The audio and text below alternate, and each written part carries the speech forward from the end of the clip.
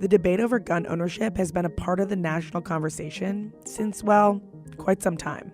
We can never be free from the menace of promiscuous killings till the possession of firearms is everywhere restricted to persons of known character.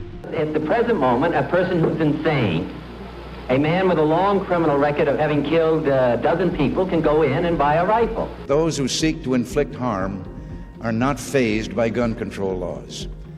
Gun control has been a key talking point for Democrats since FDR introduced what would become the National Firearms Act of 1934, the first federal gun control law which sought to tax all firearm sales and create a national registry. But the bill was watered down to limit a tax on only machine guns and sawed-off shotguns. The gun debate has catapulted into the 2020 primary after 2 mass shootings happened in Texas and Ohio within 2 days, killing 31 people. The 2020 frontrunners support a ban on assault weapons, which is different than banning semi-automatic rifles, and that can be confusing.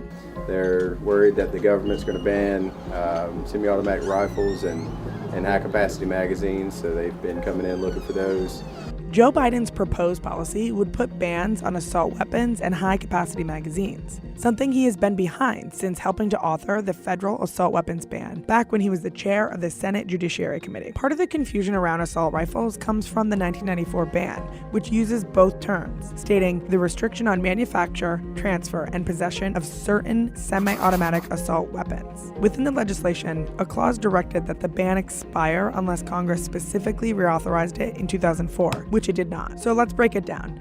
A semi-automatic gun fires 1 bullet each time the trigger is pulled without having to manually eject and load a new cartridge in the chamber. And both an AR-15, which is the gun associated with most mass shootings, and a Remington 7400, which is a popular hunting rifle, are classified as a semi-automatic gun. Defining an assault weapon is more difficult. Advocates of an assault weapon ban often define assault weapons as semi-automatic rifles with detachable magazines and military-style features like pistol grips and collapsible or folding stocks. Pro-gun advocates heatedly object to the use of the term assault weapon to describe guns that they say are routinely used in target shooting and hunting. Compared to her 2020 rivals, Elizabeth Warren has the most detailed gun control plan. She wants to create a federal licensing system, limit the number of firearms someone could buy, raise the minimum purchasing age to 21, and create stricter background check regulations on private sales, at gun shows and online through executive action. Currently, federal law requires background checks through the National Instant Criminal Background Check System, NICS, but only for guns sold through licensed firearm dealers, which do account for 78% of all gun sales in the United States. But federal law also allows a person to transfer a firearm to an unlicensed resident of the same state if the original owner of the gun doesn't know or have reasonable cause to believe the person receiving that gun is prohibited from possessing firearms. And unlicensed sellers do not have the ability to even access NICS, meaning there is no comprehensive way to confirm whether the buyer is prohibited from receiving or possessing a firearm. Biden also wants to expand background checks to private sales, but he would allow family members to gift firearms without any background check on the person receiving the gun. Sanders' proposal vaguely states that, quote, all gun purchases should be subject to the same background check standards. Even President Trump has shown support for universal background checks and closing the private sale exemption, but he's flip-flopped.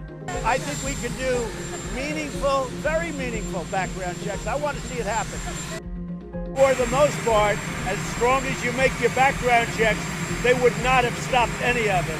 An October 2019 poll found that the share of Americans who favor stricter gun laws has increased since 2017, which is up from 52% 2 years ago. To win 2020, candidates need to walk a very fine line between introducing stricter gun laws without making people feel like their guns are going to be confiscated. If you want a breakdown of the candidate's stance on all of the issues, make sure to check out Politico's Policy Tracker.